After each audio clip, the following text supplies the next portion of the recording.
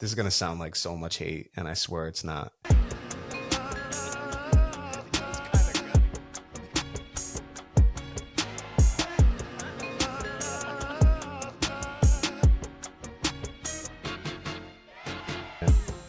Yeah, no, it wasn't a great game at all, and we're gonna go into all details of the game, and then we'll talk halftime, of course. We're gonna talk all aspects of the game, of course, just specifically Super Bowl. But I mean, I'm happy we don't have a three-peat.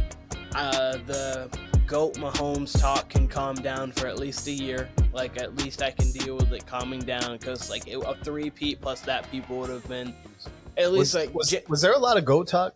For real, because I got to be honest, I didn't see a lot of it online. I really didn't. Like you saw people here and there be like, I really actually didn't see it. I really truly did not see it. And heavy in like, because you're in a different like vein of sports media than I am. I mean, we kind of like, we obviously intertwine, but like you don't pay attention as much to mainstream. I know obviously with me in school and everything, I do pay attention to mainstream because that's kind of where I want to get into in a certain aspect of it. So in the mainstream media thing, it's been definitely, I know Stephen A said something about if he does three-peat, like it's hard to not call him. Like everyone's saying like he's the best of all time or the most talented, and a three-peat might already make him the GOAT, or if not, it's like right there with him. So like Mahomes and GOAT were definitely synonymous, and I'm just really glad that this just got kind of nipped here. I mean, he had a 95.7 passer rating in this game, and that's or 95.4, sorry.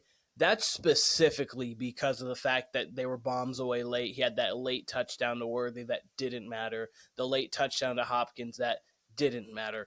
Because before that, he was under 70, and it was going to be his third Super Bowl under 80, but he got it over. Like, his halftime stats were some of the most atrocious I've ever seen. It was 6 of 14, 33 yards, 0 touchdowns, 2 picks, a 10.7 rating. I've literally. But shout out to the Eagles, because that was all Eagles. They made him as flustered as I've ever seen him. Sure. I mean, just responding to that, I mean, to the first part, the media part, like, I would say if you're on social media at all and follow any sort of sports, you're kind of going to have mainstream media kind of fall into what you're following. Yeah, so true. and I really didn't see it. Like I truly did not. It did not remind me as much as the LeBron MJ thing, where the LeBron thing came a little early. I saw it sometimes, but it really wasn't overwhelming. It's not the same as I definitely not actually the same saw as more LeBron people. MJ. I actually saw more people posting stuff like preemptively, like Tom Brady did XYZ, or posting some of Brady's best postseason and Super Bowl performances. But the best one I saw was the famous picture of Brady, leaned over when they're down 28-3. He's like kind of staring at the ground, and someone quote tweeted it and said, "Brady lost his family for this." So that was the best one I saw. That was pro Brady. They said Mahomes didn't have the darkness of Tom Brady, but that's hilarious. No, you're right. It's not LeBron Mike, and it's not because I think the thing with Michael Jordan is because he really, I mean, obviously he retired in 03, I think it was, but really stopped like his winning in 98. And since that, a lot of this generation never watched him. So like a lot of this, because like a lot, when it comes to like the LeBron Jordan, I know it started with some people in the media, but a lot of it was like the new generation of basketball who hadn't really watched Mike. So they're like, how is anyone better than this LeBron guy? Like, he's 6-0, but like, what else has he done? So then you go with, he has the most points. He has the most now playoff points because he's done it, obviously, longevity. With Brady, everyone's seen him. Like, we saw him just do we saw him come back from 28-3. We saw him come back 10 points down on the Seahawks in the fourth quarter and 2 touchdowns. Like, so I think that's kind of what makes it a little different. But at the same time, Kyle, you are right. It's definitely not the same as LeBron Mike, which you and I both, we don't even have that conversation on here now. Like, I don't know. Yeah, we might have because it was once, done, and it might be when LeBron retires. We might have it just a one-time thing, but like we don't even have it now, you and I. Just a quick, I really don't want to talk basketball, but just to make a quick comparison to it, people did it too much too early to where there's no point of even having it, because it should be like a joyful debate. It should be something where where you can compare and you can have a good argument about it and not bring up other shit. But it's almost like like people talking about Durant going back to Golden State this week or LeBron going to Golden State. It's cool, Yeah. but we've seen them play with so many stars, it's not even special. Whereas when Mm-hmm. Karl Malone and Gary Payton, just an example, when they went to LA to play with Shaq and Kobe, it was kind of a cool thing. So, but that's just a side NBA comparison. But as far as this game goes, right, little U-turn. Like you said, shouts to the Eagles. They had an amazing performance. They're very well coached.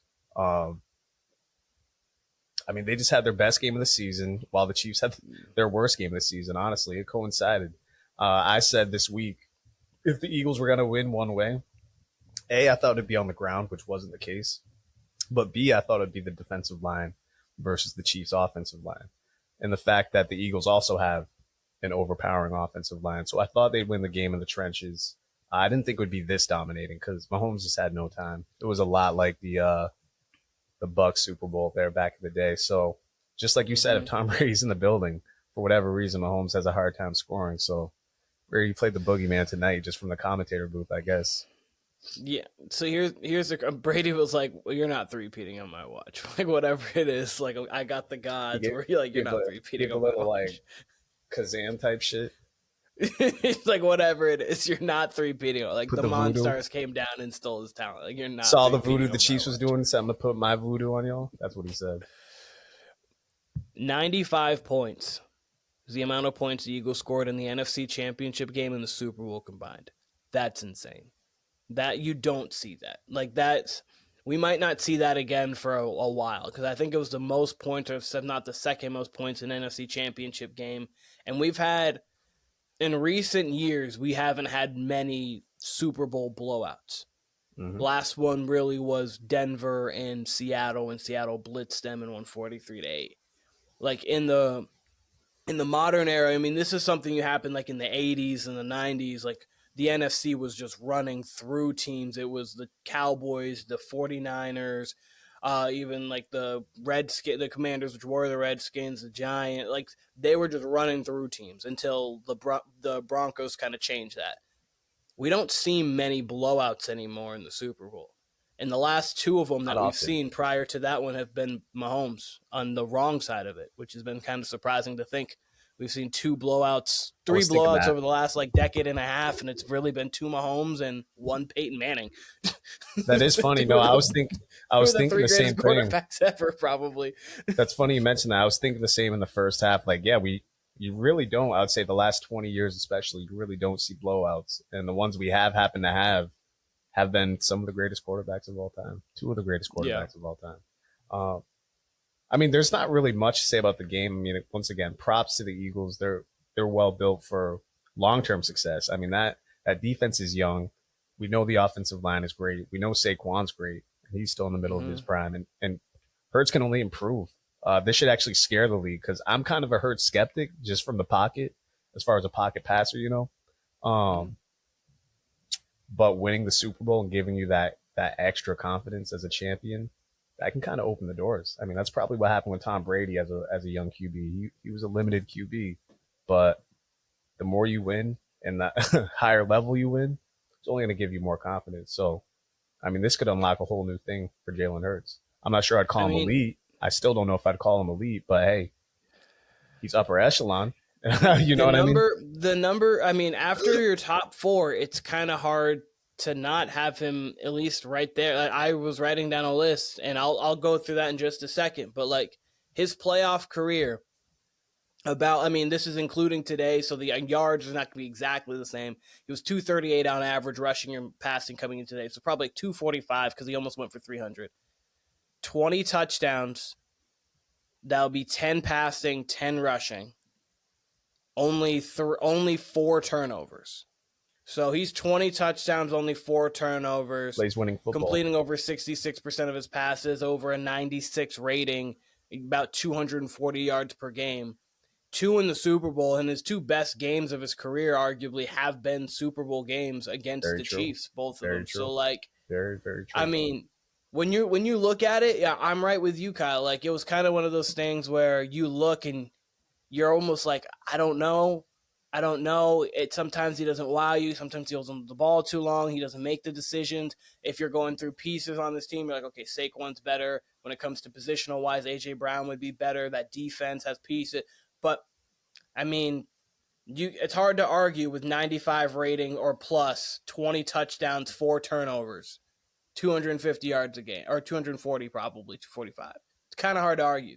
Hard Like, to argue. he's been playing great. And so after that big four of obviously Mahomes, Allen, Jackson, and Burrow, there's no way, like, people who are making a case, he can just say, well, I just won. I'm going to assume Super Bowl MVP. We don't know yet because we're recording before that even came out. But, I mean, the argument next would be either Daniels, Goff, Stafford, Mayfield, Stroud, Love, Purdy, Herbert, Dak, Kyler. I mean, that's going way back, but like he has an argument against every single one of them. So it's tough. For sure. I mean, look, let's be honest, the commercials as well as obviously the halftime show were more entertaining than the game itself. Yeah, there were some good commercials today. There were some game really honestly to me seemed over by I agree actually. I think the commercials were better than most of the years I've seen probably over the last decade. I think this one was up there for me, honestly. There was good commercials, Yes. But halftime show, Keenan, had a lot of hype. What did you think? What were your thoughts? So me, for people who don't know, Kendrick Lamar has been my favorite artist for like almost 15 years now. Like he's been my favorite artist for a while. So I was racking my brain around like, what is he coming out to? What is he gonna do? Like, how is like, because we were talking on here, like I thought that there was gonna be at least some good Kid, Mad City. Maybe like I thought maybe because like that was obviously one of his most successful Sorry, the lights albums. are killing my eyes. My bad. Keep going. No, you're good, Absol. You're fine. But so I was like, there might be good Kid, Mad City. I know like All Right was an anthem. He could do that. So, like I was just like, where is he going with this? And he went pretty much all 2018 on, mostly all 2024.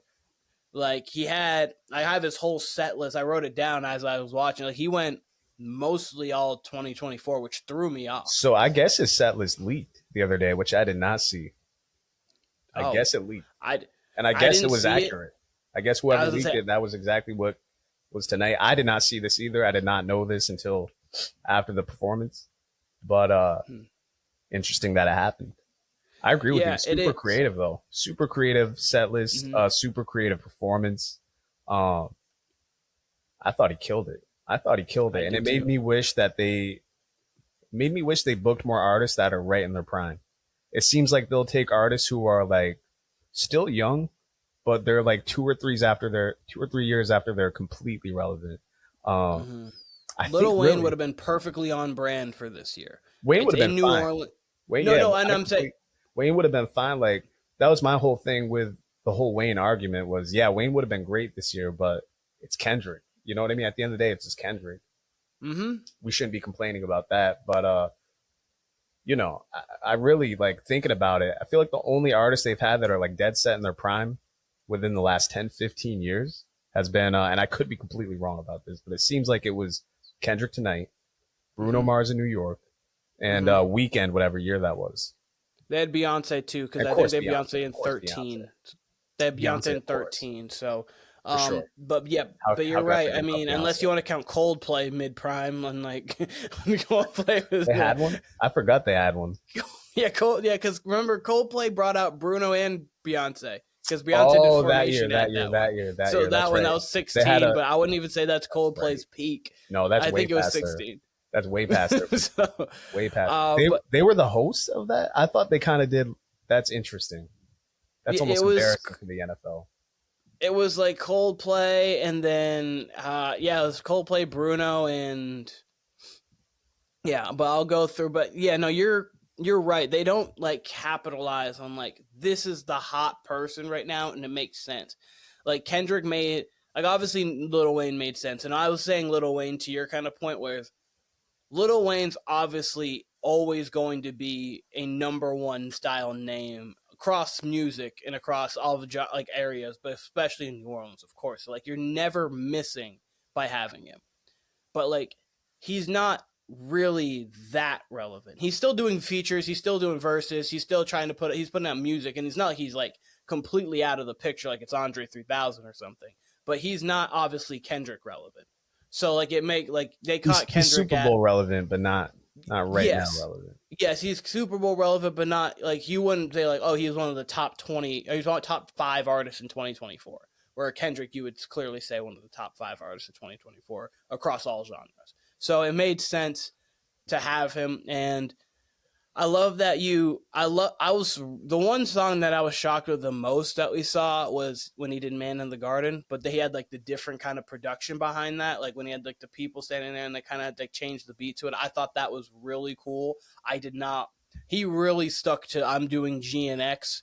He did Squabble Up, Man at the Garden, Peekaboo, Luther, and then TV Off from that.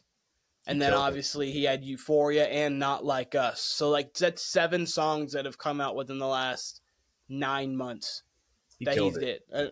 He Killed it. absolutely No, killed it. truly did. He only went back to DNA and Humble when he went back to that. And then of course we knew All of the Stars was coming out because of like why else if you're having SZA, you need a hit. That's your hit, of course. I love that they did Luther though because I think that song's amazing and I like how they brought her out too. Yeah, it's funny. All the times we talked leading up about the halftime show, none of us mentioned "Humble," which I thought was crazy. Like when he performed that, I was like, God damn, we didn't even mention this song, and it's such an obvious like Mm-hmm. radio Super Bowl song for him to do. Like I didn't even think of it because he's had Yeah. so much happen within the last 6 months to 8 months. Um, no, I mean he absolutely killed it. It's one of my favorite performances in Super Bowl history. Immediately, um, Yes. he exceeded my expectations somehow. I don't know what my expectations were. I kind of knew he'd kill it, but he did an amazing job. I didn't expect him to have a little dance number in the beginning. I think it was to Yeah. squabble up. That one I wasn't Mm-hmm. expecting.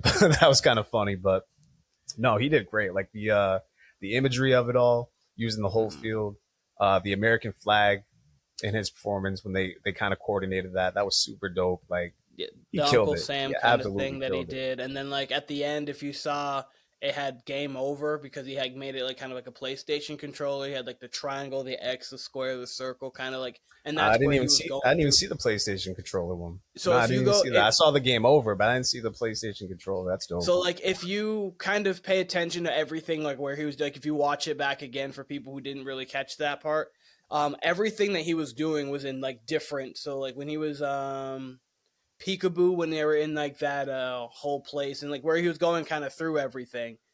It ended up being like the vast screen was game over, and then you see the triangle, the square, the X, the circle, like a PlayStation controller, kind of like it's game over. And the way he did it was like really cool, but obviously adding the patriotic stuff with the American flag, and then having him in blue scissor, like it was just everything about it was great. And then obviously we know we know obviously the shot at Drake. Like of course, obviously looked straight into the camera, was smiling. Hey Drake, I hear you like I'm young, which was hilarious.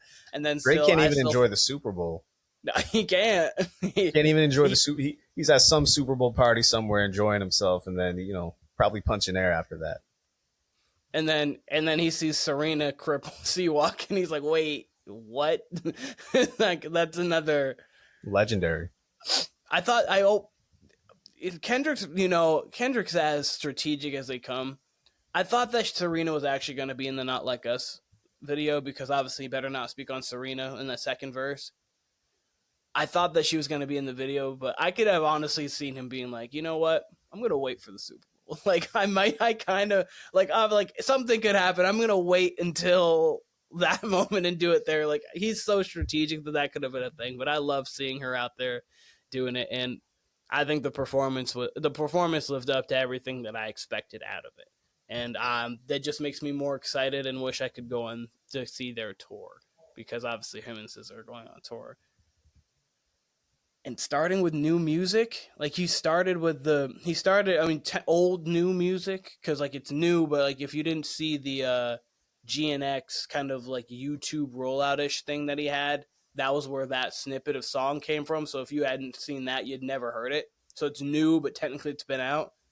It just feels like there's something else coming too. So maybe at 12 o'clock, as you said, clock has not struck midnight yet. Clock's ticking. Clock's ticking. The first thing I wrote down, I wanted to say this real quick. The first thing I wrote down when I was taking Super Bowl notes, I was like, this game's going to be close. I just wrote bad calls. I was starting to write down every It bad started off call that way. because Started it off was the that way. AJ Brown play on the pass in the first drive, and then the second drive they made up with it like the McDuffie one. I feel like internally they were like, wait a second, we need we need to organically get this back so we're not the conversation. Let's figure it out. So, like let's try to figure this out. And like this makes it for all like the critics where you're like, oh well, if the referees are always on like always neutral, then the Chiefs would never win. Kind of thing. But obviously, no, the Chiefs are a great team. They've been a great team. They've gone on a great dynastic run over these last 5 years, really over the last 7. I understand they didn't win all of it. They didn't start with the winning, but I mean, 7 straight AFC championship games is nothing to slouch at. So shout out to the Chiefs, but the Eagles proved to be the best team in the NFL. Kyle's been saying that it's them or Baltimore for a long period of time now. They sure have improved. Absolutely. I mean, once again, Eagles had their best game of the year when it mattered most, and the Chiefs happen to have their worst game. It's all the things we talked about all year that should have came up in games they played. They just all manifested tonight for whatever reason. The offensive line, the lack of weapons, the lack of deep threats, Kelsey being old. Kelsey played horrible. He had his worst game probably of his career tonight. That being With the said, stakes and everything put there, yeah, probably one of his worst big time games he's ever had. that being said, Barkley, if you would have told us that the Chiefs defense was going to bottle up Barkley the way they did, we would have assumed this would be a way closer game. So 25 carries, 57 yards. Jalen Hurts didn't even led get them to in 60. rushing with 11 carries for 72 yards. Wild game. It really was. It was wild to see. It was fun to see in that first half, but once reality set in after the Kendrick performance, that like it was definitely over if KC didn't score. It was a boring watch, but it truly was. Also, Jalen Hurts. It was a few minutes ago, but Jalen Hurts is officially the Super Bowl MVP as expected. It was either giving to Jalen Hurts or Josh Sweat. If you had to pick somebody on the defensive line, you could have probably given it jointly to the defensive line. But Jalen Hurts makes sense. He played a great game. Keen, do you have a top 3 commercials from tonight? Rank top 3.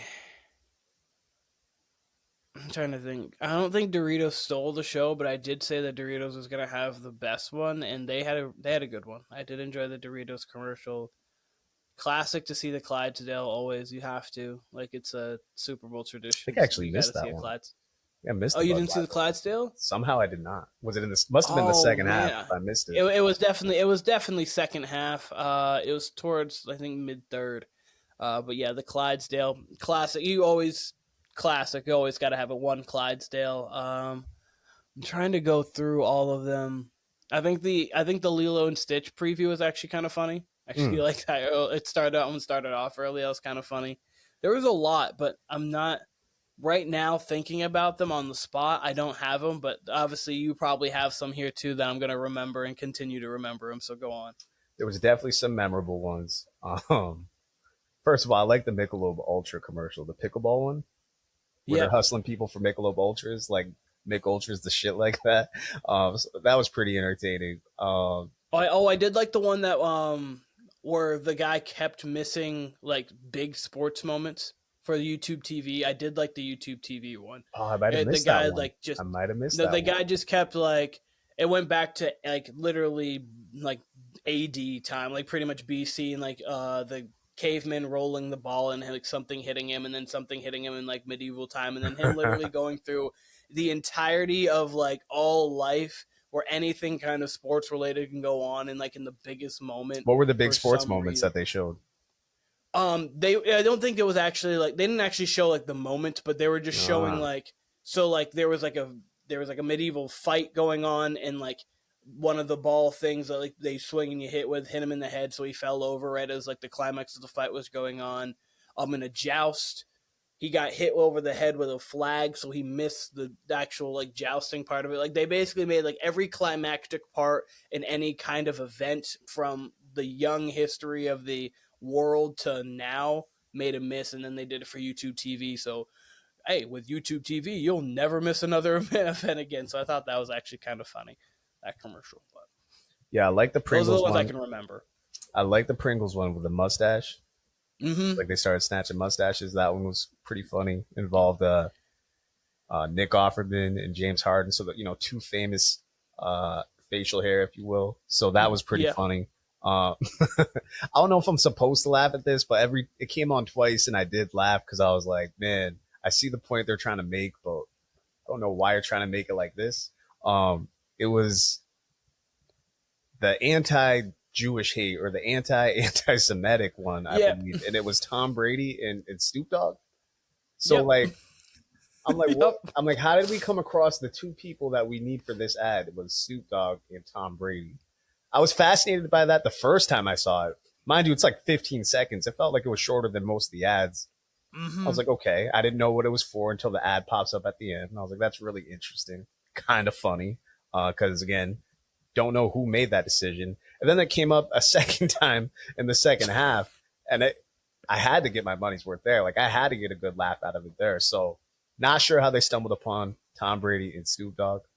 Tom Brady was actually in a few commercials. He was in like 4 or 5 total, I believe. He was. Tom was all over. Tom was all over pregame. He did like the interview with Mahomes. I mean, of course, I mean they're always, but like obviously Tom's first Super Bowl calling it. So like Tom was all over it. I think he did a good job during the game. I think he would have done. That was his best. I think he would have done. I think he would have done much better too, or even better with the closer game because he can give you more insights on like close games too. So I think like with the moments going up, he would have.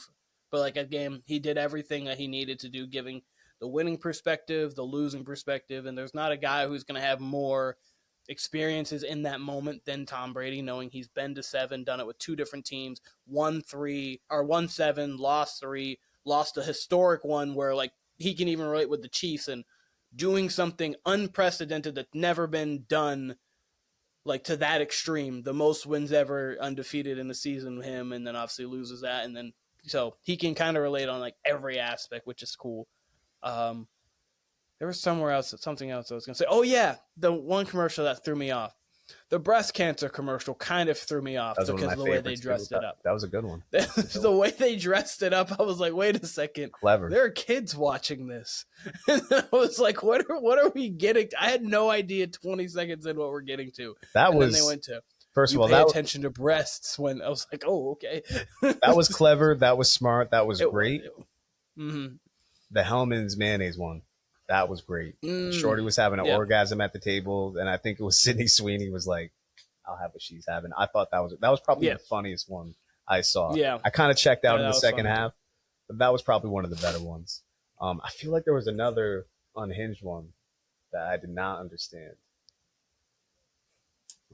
Now, off the top of my head, I can't think of any that I didn't understand. But again, I was in the middle of like during kind of some commercials, I was trying to get like look at some notes, look at some different stats, some different things. Like one thing I also do want to shout out to is Saquon Barkley. Even though he didn't have one of the greatest games, 499 yards rushing throughout these playoffs, which is third most all time.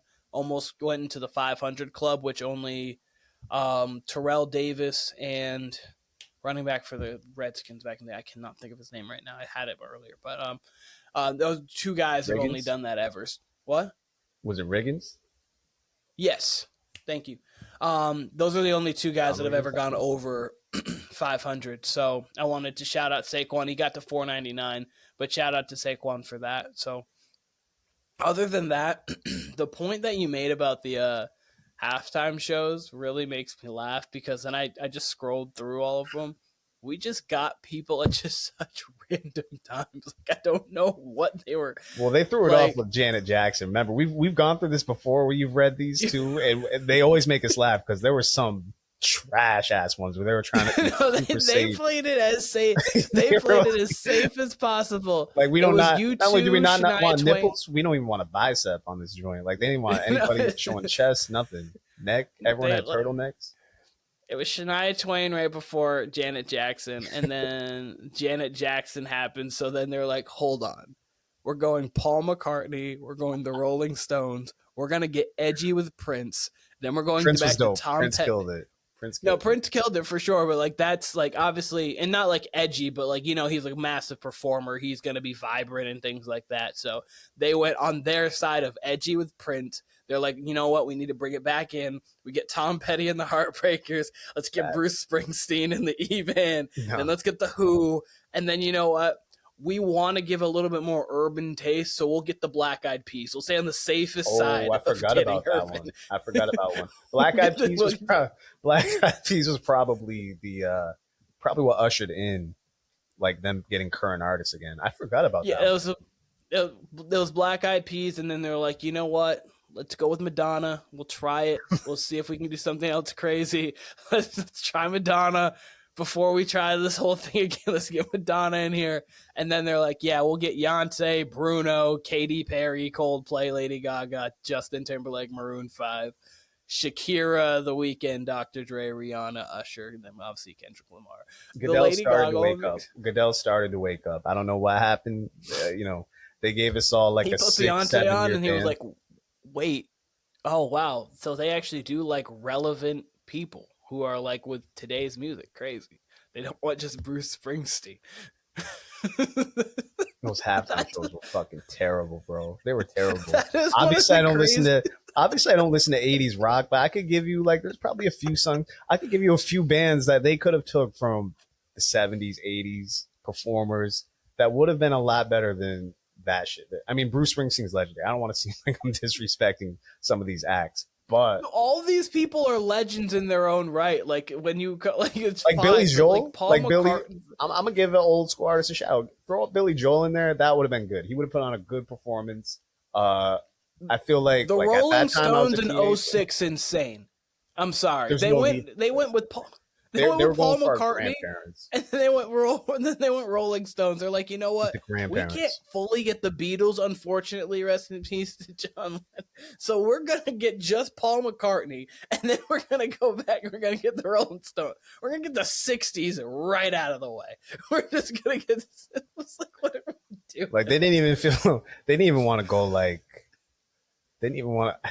Did they? No, they didn't do New Kids on the Block. I was gonna say they could have went even New Kids on the Block or New Edition if they wanted to do like a pop '80s group or something like that. They could do any of that. You wouldn't want the Backstreet Boys because like you wouldn't want NSYNC because God knows like Justin Timberlake there, Janet's silhouette might be there somewhere. Like get away from Justin. So, like, but no, that's right. They eventually brought Justin Timberlake back, I think, right? A few years ago. Yes, they did. I can't remember what year it was, but they did. Oh yeah, okay. Too with the Madonna year, they did bring out Nicki.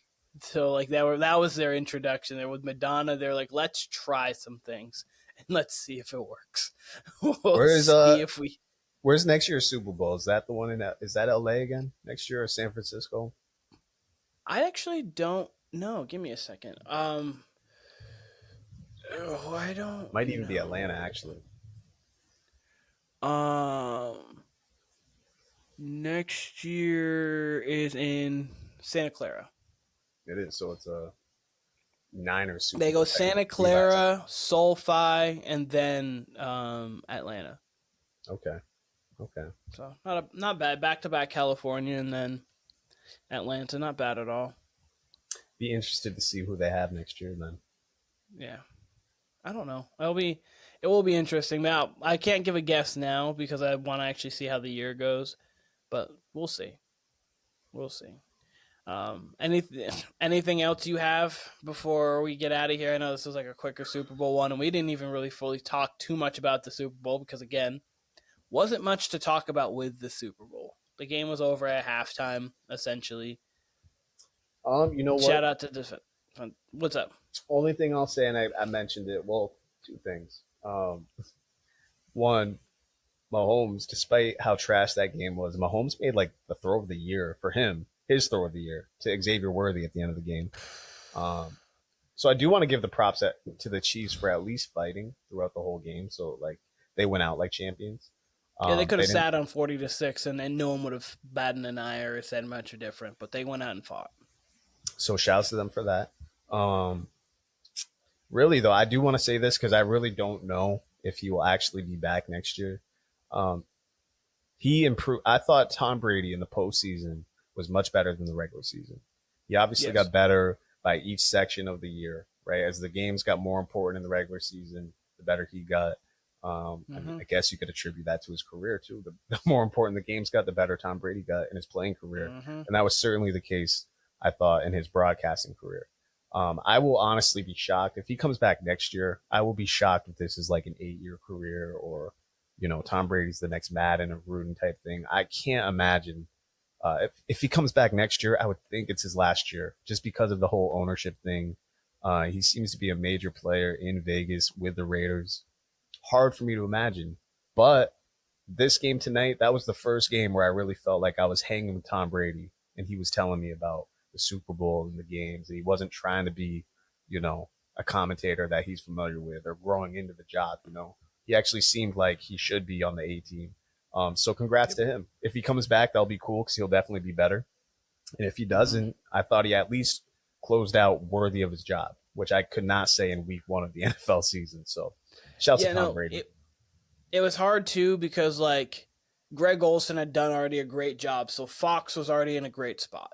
And then you think of like what was the last huge quarterback to make splashes? Like you're like, okay, Peyton Manning with the Manning cast with Eli, phenomenal. Does great. Like you wish like they could even be more uncensored and kind of their own thing there. But like even still, very good. Tony Romo, when he instantly came into the commentary booth, you're like, oh, this is great.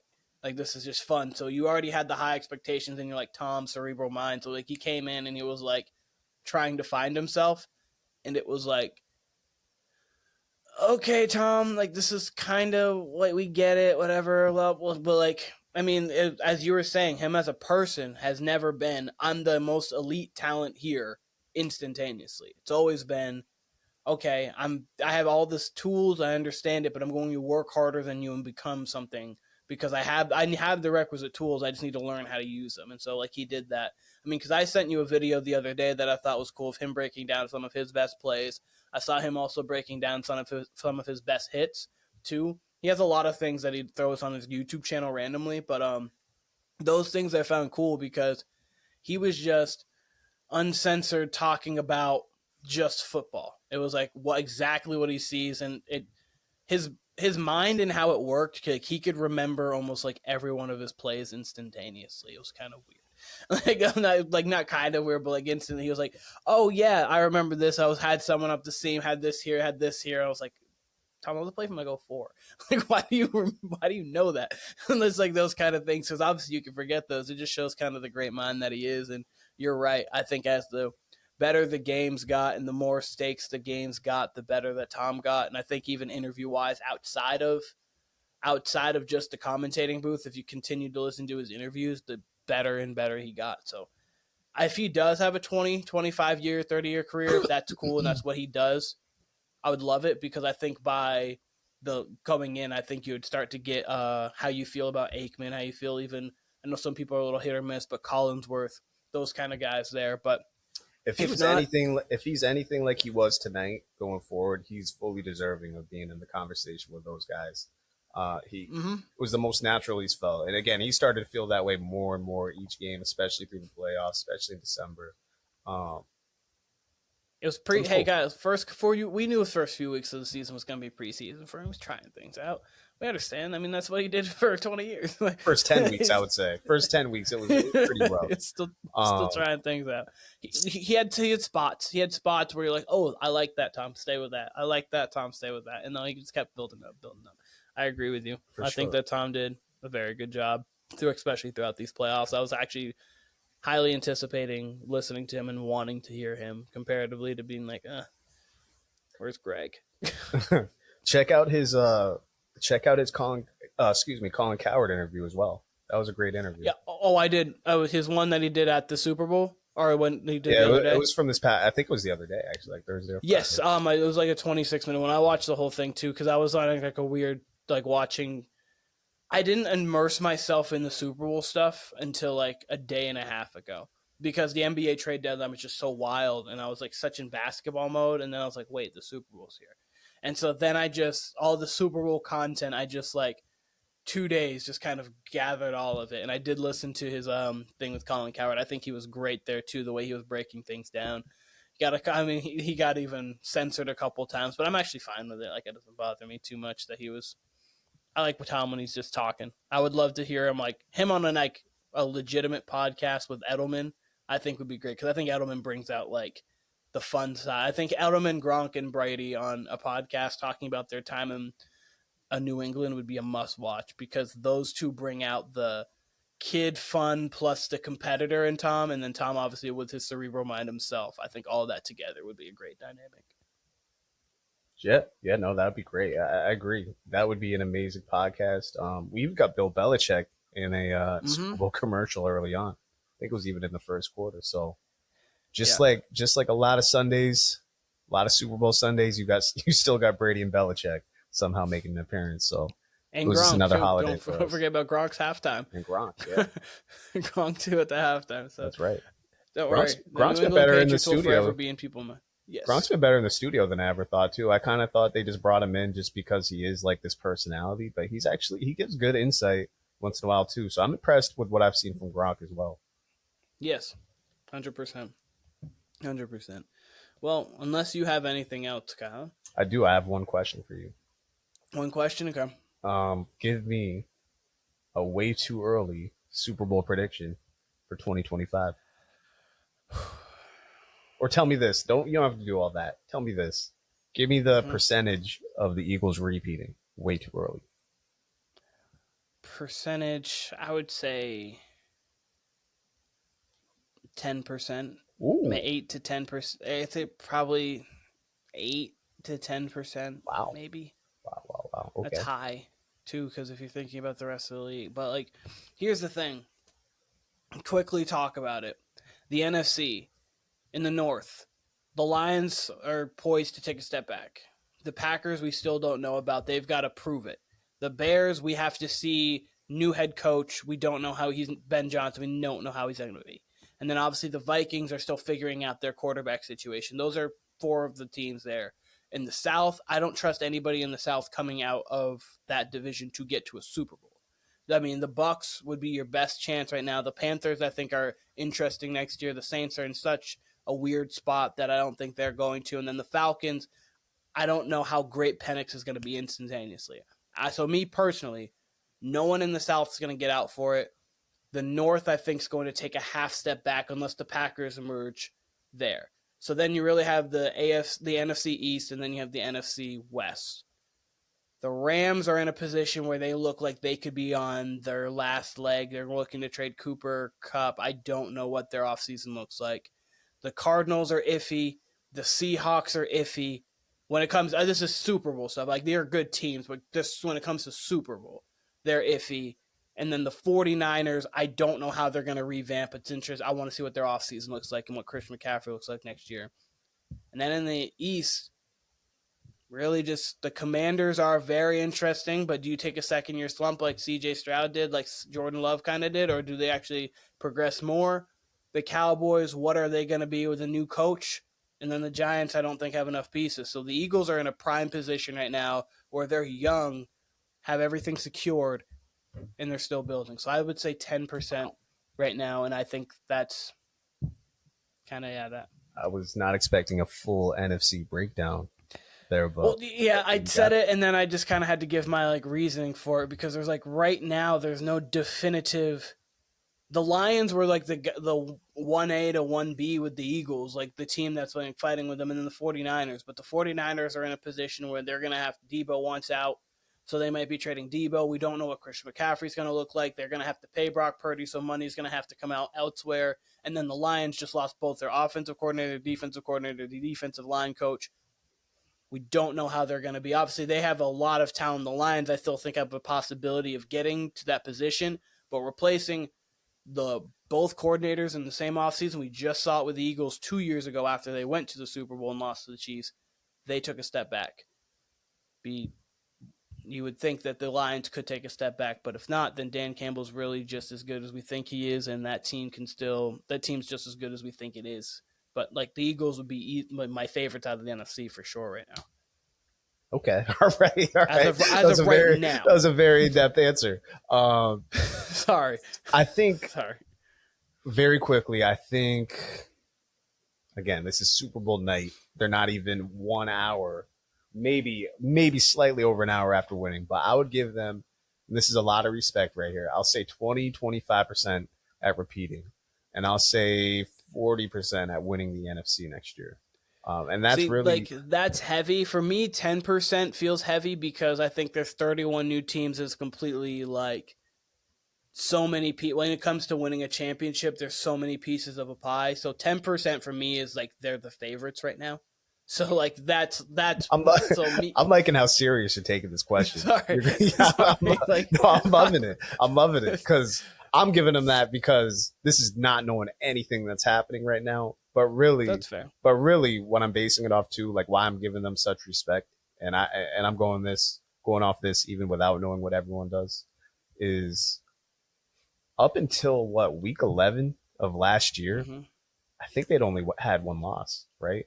Yeah, they were 10-1 after Going that into Chiefs that game because I believe the Chiefs game was right before the Niners game because there was that Chiefs the drop or the pen. I can't. They had the weird ending to that Chiefs game. I cannot think of how it ended, but the Chiefs lost that game to the 22. Eagles. I believe they win 14 games. They win double digits and have a bad year last year. Close the season bad anyway. Excuse me. And this year, what? They went 13? 13 or 14? 13. So, I mean, they're built to last. They're built to last. And Sirianni's a great coach. I mean, I feel like I was one of the only people defending this guy, like just in general. Like I couldn't believe how many people were like ready to ship this guy off. He sometimes makes like brain dead decisions, like early in the season with maybe down and distance or maybe clock management. But by and large, he plays it pretty like he keeps stuff simple as far as clock management goes and as far as play calling goes. So I don't know. I always thought he was one of the better coaches, and now he's solidified elite. And you take that with his record and 2 appearances and 1 win. Can't go to the playoffs 4 years, go to the Super Bowl twice, win once, and not be a top 5 coach in the league in your first 4 years. It just can't. Like if you're not, then like what? Then who is a top 5 coach? It's Andy Reid, and that's it.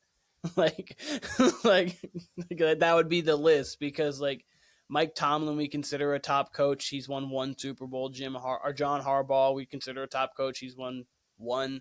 Jim hasn't won 1. So like these guys we consider great coaches, and like I think they're all great coaches. Don't get me wrong, but like they only have 1. Sean McVay only has 1.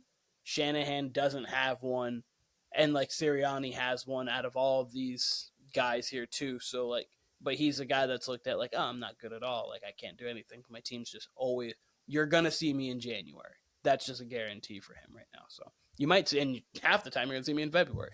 Like it just depends. Like, so yeah, no, I'm with you. Like Sirianni definitely is up there in the upper echelon of coaches. And then I'm going to quickly, just in case you're asking the same thing in the AFC, I have no idea. I have really no idea in the AFC what I think. Because I would think it would have to be at some point the Ravens or Bills got to do it. I think the Bengals need 1 more year.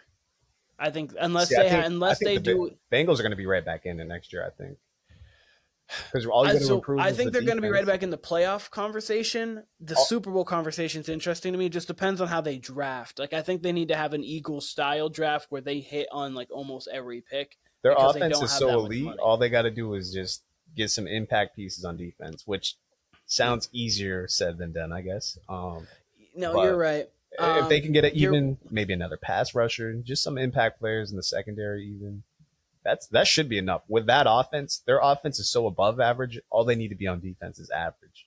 Average defense would have had them possibly in the AFC Championship game this year. Yeah, and anything could have happened then. Average defense might have gotten them where they would have made it play the Eagles today, because we know obviously they don't back down to the Chiefs by any means or anything, but like, because obviously the Ravens are in a great position still, the Bills are in a great position still, the Texans obviously they had a down year, they lost Diggs and Tank Dell, but still got to the divisional round. The Chargers obviously have Herbert and Harbaugh there. Don't look now, but the Patriots have Drake May and Mike Vrabel. Don't get me started with a good offseason there, what we're going to be.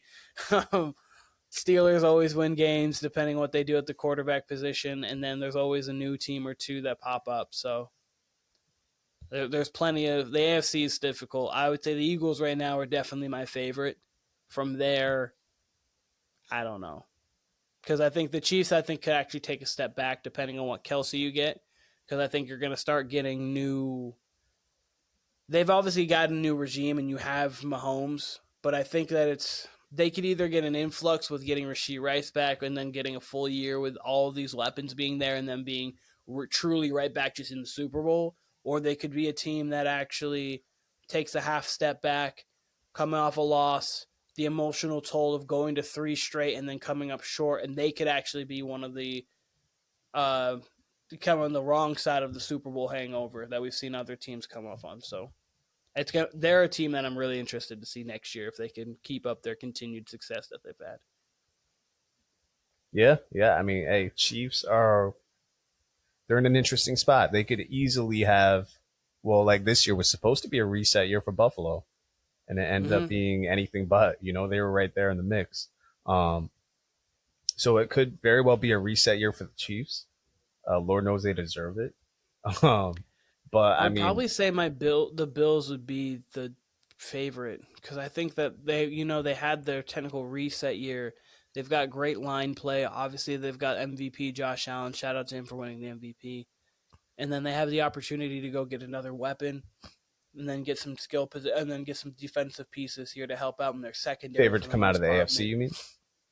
Yeah, I would I say could see, I could see coming if you had to in. give, if you had to make me guess right now, it'd be Bills Eagles. If you had to make me guess right now, it'd be Bills Eagles. My guess it'll be. My guess is right now, and they might even have them up right now. I'll actually try to look, but my guess is the Ravens would be ahead of the Bills, just given their talent. Probably, I think so. And to me, I'm kind of doing a little projection here too, because I do think the Bills are going to get a piece in the offseason for a receiver to help out with from Khalil Shakir. We're talking right now though, because they actually I might. mean, Let me. I'm gonna get these odds right now. Let me see if I can find. I mean, right now, I had the Bills beating the Ravens this year in the playoffs as is. I had the Bills going to the Super Bowl as so. I mean, right now, I would lean Bills, but if you said Ravens, it'd be the same kind of thing to me. Like Bills or Ravens, but probably the Ravens are favorite. I know they're. But the Bills would be it. I would have Bills Eagles right now. Bills Eagles right now. Okay. Okay. All right. I thought you were talking about as the if we're talking about Super Bowl odds for next year, but you're talking about Oh no, your sorry. I was personal. giving my personal my Got you. bet Got as you. of Got you. right this second. That's But where I no, got. odds wise, no. Odds Okay, well, wise, I honestly think it'd go Eagles, Chiefs, Ravens, or Eagles, Ravens. I'd probably go Eagles, Chiefs, Ravens. Would be what my thought of, and then Bills, and then Lions would be my all right. Here top we five. go. I got the odds right here. Hold up. Eagles are favored. Mm-hmm. We got. Would you say Eagles, Chiefs, Ravens? Eagles, Chiefs, Ravens, Bills, Lions would be my top five guess of what it's favored. So we got Eagles, Chiefs, Ravens. You're correct there. Ravens and Bills have the same odds at +7. Actually, Chiefs, Ravens, and Bills all have the same odds. So Eagles are 1st. Mm-hmm. Chiefs, Ravens, Bills are all tied. Mm-hmm. Then you get the Lions coming in after that. Oh, there we Niners, go. My top five was instantly correct. Okay, what's next? Niners coming in after that. Bengals Yep. after that. Commanders after Mm-hmm. that. Packers, Rams, and that's where it gets real long shoppy. So, Yeah, but okay, so my top five in order was exactly what I thought it was going to be, but I would bet personally right now Eagles Bills right at this moment in time. cool. And obviously we have a whole off season of draft picks, trades, signings, and to obviously make that home 100% different picks. But cool, alrighty. Well, I hope everyone enjoyed their Super Bowl. I hope they had fun with their family, friends, however you watched it. Ate the food, great food here. I made some wings that came out very good. So I hope they enjoyed that, enjoyed some of the commercials. The halftime show was great. I hope you guys enjoyed it as well. And then the Super Bowl, if you're rooting for the Chiefs, It's fine. You guys have won enough. If you were rooting against the Chiefs for the Eagles, shout out to everybody there. But Actually, Keenan, last question for you. Last question for you. Yeah. Because we've had the pleasure of watching a lot of Super Bowls. Would you rather lose close, like all of our losses had been rooting for the Patriots, or would you rather be a headshot like tonight? I'd rather lose close. Really? I know this more. I think I'd rather a headshot. I'd rather it be a headshot. It's more demoralizing, but the fact that I get to say Brady's never been blown out. He's only ever lost by 4 or 5, technically. Or no, he actually technically lost by 7 because it was 40-33. I think were the Eagles one, but he only ever lost by 1 score, and the games were close. I understand they hurt more, and I understand what you're saying. Just get it over early, but I always felt like there was a shot, and it came down to a Tom Brady Hail Mary 3 times he lost. I'd rather that than just get waxed. Because I remember when we went down after that pick 6 in the Atlanta Super Bowl. I think it was 21-3 at that point. I remember vividly thinking, like, as they're cutting to commercial, they showing Tom Brady dive and just miss, and we're just going out ugly. And I just remember thinking, I'm like, you know what? Won a lot of Super Bowls. We won that Seattle Super Bowl. Like, it's okay. Like, it's all right. It's all right. Like, it had to end like this, and then they ended up winning. But I was thinking that because I was texting Aaron during the Super Bowl, and this was first half still, I believe, when the Eagles go up 24-0. And he was like, it's over. He's like, this game's done. But he didn't seem dejected. He didn't seem as dejected as, like, I mean, I'm sure when we've had our bad losses, I'm sure texting with friends has been insane. But, like, we've all seen, like, how some of our friends react when they experience a terrible loss. And it's just what happens. Like, you just say the most ridiculous shit when you lose a game like that, or when your team, I should say, loses a game like that. And Aaron was just like, yeah, he's like, this game's over. We're done. And I remember, like, kind of feeling the same way when I thought we were going to lose 21-3 at that time. I remember thinking the same thing. I'm like, this game's over, but like, whatever. If you remember, I wasn't. I was. You were. And actually, Aaron, who's not even the entire. Aaron was like rallying the crowd there. Aaron was like big on the Patriots winning for whatever reason that day. He hated Lady Gaga's halftime too. He was like, why is she on the screen? But no, I was incredibly confident, like, because mentally I was like, this is Brady and Belichick. They don't get blown out. They're not in the Super Bowl. They're not going out like this. Like, that was just my mindset, and I was like, they're not going out like this. And since they're not going out like this, that means we've got a chance. So, like, I was mentally like, no, we're good. We're good. We're only down 16 now. Okay, it's 29. It's 28-12. We're fine. Just need to get a turnover here, and we'll be okay. Like, guys, we're gonna be fine. Like, I was in such a calm state, and if I was a bettor, I actually would have bet the Patriots to win that game. Like, I was in such a weird, calm state for getting blown out, and I think it was me just like trying not to let it sink in, and it didn't. So, yeah. All right. The last question. Are we good now? That was it. You get okay. Warner Brothers Podcast on Instagram, TikTok, and YouTube. This was our Super Bowl post-game reaction. Kyle and myself, of course. We appreciate all of you guys here. I hope you guys enjoyed your Super Bowl, and we'll be seeing you guys very soon.